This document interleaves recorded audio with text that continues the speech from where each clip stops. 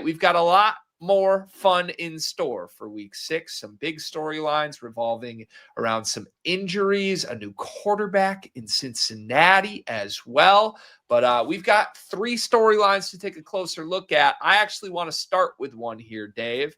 I want to talk about the Chargers backfield here, because what is going to happen with Omarion Hampton out for the foreseeable future? I feel like we're 1 week removed from coming on here and saying that was my favorite offensive rookie of the year play here. And instead, that's dead. So if you didn't listen to me, good on you. You got some injury lock that's going to help you.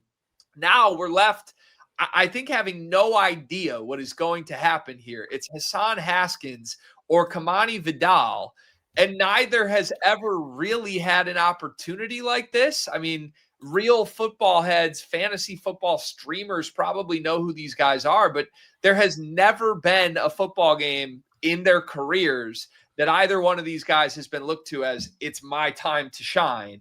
Vidal was cut before the season even started.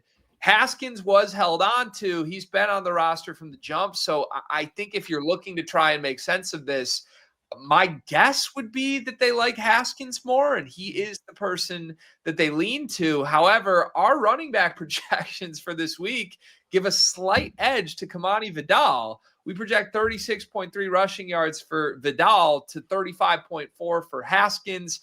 Same thing through the air. Vidal at 13.5 receiving yards. Haskins at 11.9 receiving yards. Interestingly enough, for anytime touchdown, we do project Haskins to be the more likely end zone finder here. 36.4% chance for a touchdown for Haskins, only a 26% chance for Vidal. We should note here, as we get closer to Sunday, the only lines that you can find for these guys are on FanDuel right now, and you can get Haskins at over under 29.5 rush yards, Vidal at over under 30.5 rush yards.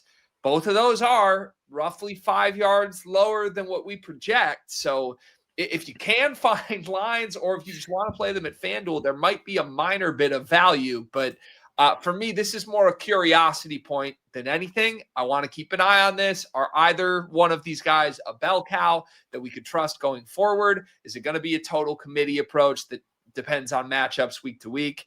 We shall see. Do you have any thoughts on what we're going to find out from the Chargers backfield here this week? Yeah, only that I hope it is clear. I hope that after this week we have an answer and we're not going into next week wondering pretty much the same thing, what the split is like. As you alluded to, only the fantasy football sickos even know who these guys are, have played one of these guys probably in an absolute must start somebody bye week apocalypse. I do hope that we can find some rushing lines beyond just their over-under come Sunday. This Miami Dolphins team gave up 200 yards to Rico Dowdle in a spot start this past week. That has to be exploitable in some way. So if we can get, look at these lines, 29.5 for Haskins. So 40 plus, you're talking plus money, 50 plus money. There's some nice low tier ladder potential for these two guys. If the lines are there, I wouldn't be surprised to find them, or to not find them and see that they're hard to come by, as I was surprised to even find the over-under for the two of them on FanDuel. They were not on the first couple of books I looked at all.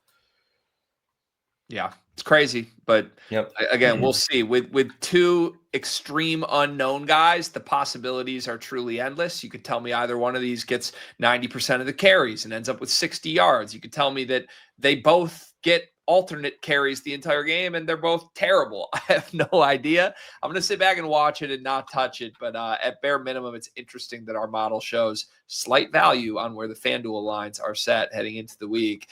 I alluded to a quarterback change in Cincinnati. The Bengals trade for Joe Flacco. Flacco's trying to do something that has been very rarely done in NFL history: beat the Green Bay Packers twice in a season with two different teams. It would be a stunning development if it happens. But what are you keeping an eye on here with Flacco?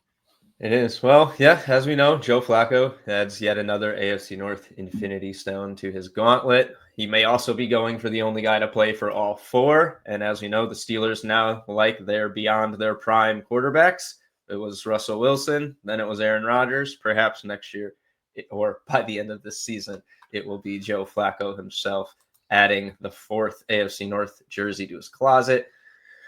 Jake Browning wasn't great in relief of Joe Burrow, but Flacco hasn't actually been good either. So this is not the most puzzling move. I kind of just would have thought they'd go for someone like a Jameis Winston who's just going to sling it and YOLO it down there to Jamar Chase. But instead, we got conservative veteran quarterback play.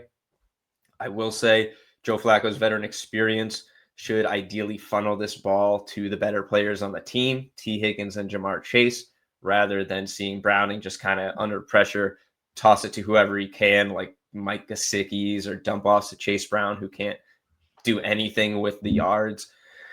The problem is the Browns actually had a defense to back Flacco up in these scenarios, something the Bengals do not. I mean, the Browns with Joe Flacco almost beat these Bengals, held them to 3 points in the second half in week 1. They did, that's how they beat the Packers, was because of the defense. It wasn't the Browns. It wasn't Joe Flacco. It was a brutal run game and a stout defense that just snuffed out every drive the Packers had. The Bengals simply do not have that. This looks like it's going to be a better move for the individual outlooks for Jamar Chase and T. Higgins. Like, this may just keep them placated until Joe Burrow returns, if this team can even win enough games, rather than actually result in anything positive for the Bengals as a team. I just don't see how this is going to turn them around any more than really they already were. We know Joe Flacco doesn't exactly have it left in the tank. Projections, 67.4 for Chase, 46.7 yards for Higgins. This would just about be Higgins' best game of the week, or of the year, save for his 56-yard performance in week 2. Jamar Chase did manage a big game from Browning last week, over 100 yards, 2 touchdowns. Packers have allowed just one 100-yard receiver this season. That was George Pickens in that crazy game. And I just don't think we are going to see that from Joe Flacco here. You can't find touchdown value on those receivers, and it's pretty good odds for guys like this. Plus 240 for Jamar Chase, plus 360 for Higgins. Definitely appealing straights. I could tell you our touchdown probabilities for these guys in a moment, but certainly not going to see plus 240 on Jamar Chase very often. Obviously, this is a very good defense, but 134 yards to George Pickens, certainly within the realm of possibility that Joe Flacco uncorks one to Jamar Chase. He does know how to get the ball to his better players. Yeah, I'm betting both of those straights. I mean, 240 for Chase, I think, is crazy. If you were his quarterback, I think I would at least take a second look at those odds still. Like, he's Jamar Chase. Now, the Packers defense has been incredible. The numbers, they've only given up one 100-yard receiver through 6 weeks is crazy at this point. But I think it is legit. You got to remember, though, I think this is going to be a game script, if Vegas is right here, that Cincinnati's playing from behind the whole game. Why wouldn't they be airing it out anyway? So, yeah, I don't know. I think at minimum, Flacco's an upgrade. I certainly don't want to buy Joe Flacco stock, but Browning was so in over his head. He wasn't even making reads. He was just totally uncomfortable the entire time. Flacco at minimum it knows what's happening out there. We don't love his arm, but I think that's going to feel like a breath of fresh air for Cincy. I'm still mad they didn't go for Jameis Winston. If they were going to make this move instead, give us the guy that wants to bomb it out all game, They're letting the Raiders have him, Greg. It's frustrating to me, to say the least. All right, I've got one more storyline here, and yeah, I'm being selfish, of course. It's the game of the week for me this week. It's my Lions against the Kansas City Chiefs. These two franchises have a somewhat recent history, I would say. They had that big season opening game a couple years ago that was sort of Dan Campbell's announcement that he's going to be a contender. And I don't know, they've usually produced some classics when they've met in recent memory. I think this is a good spot for the Lions. Maybe that's just fan optimism from me, but it is a slightly short week for Kansas City coming off of their Monday night football game earlier this week. And We have seen Kansas City be a little bit vulnerable. You see our projections on the screen share right now. Our model has the Chiefs as a 3-point favorite. That's about right in line with where they're valued overall right now. But interesting notes here just on trends with the Chiefs in close games, especially. Last season, they were 10-0 in one-score games. Now, any sort of analyst would tell you how unsustainable that is. Like, that's close game luck. And I get it. Patrick Mahomes, I'm his biggest fan, truly. I love to back Pat Mahomes, and I hate betting against him. But even Pat Mahomes is not going to go undefeated in every coin flip game he plays.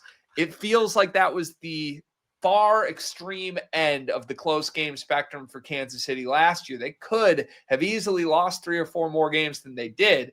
To that point, they already have 3 losses in one-score games this year. It feels like that luck has run out, or maybe this is just a team that doesn't have the same weapons that it has in the past, and in clutch situations, they haven't found as much success. I thought Jacksonville looked pretty awesome against Kansas City on Monday night. They had some big-time performances from some of their key playmakers. And I think this Lions offense is humming right now. I mean, Amon-Ra St. Brown, David Montgomery, Jahmyr Gibbs all found the end zone again last week. They've been creative. They've been explosive since that week 1 debacle against Green Bay. So I think this is a pretty player prop friendly game, regardless of how you feel about the spread. If you have certain angles or certain players on Detroit that you feel strongly about, I think the Chiefs defense opens the door for big playmakers to have big performances. On the flip side, Tyquan Thornton had another big game. I mean, even after Xavier Worthy was supposed to return, he still has had 8 or more targets in both of the games with Worthy back. But I mean, Thornton, to me, I think is here to stay a little bit. I think that Mahomes is looking his way in a way that is different than some of these wide receiver 4 and 5s we've seen in recent years. It would be nice to see Xavier Worthy sort of get that statement game back, but we haven't seen it yet. Maybe it's coming this week against the Lions defense we know is pretty good. And then lastly, just some notes on the Chiefs backfield. It's a mess right now. Patrick Mahomes is still the rushing leader for Kansas City. I mean, that's crazy to even say out loud. If you were seriously trying to look for touchdown threats, I think Patrick Mahomes is genuinely the best threat. And you got something on Mahomes? No, it's Mahomes. Yeah, he's the touchdown threat, like the rushing touchdown. Like it's Mahomes. There's no point betting Pacheco. He has 0. Kareem Hunt's got 3, but Pacheco and Kareem Hunt have almost the exact same yards this year, 164 and 163. We're 5 games through the season.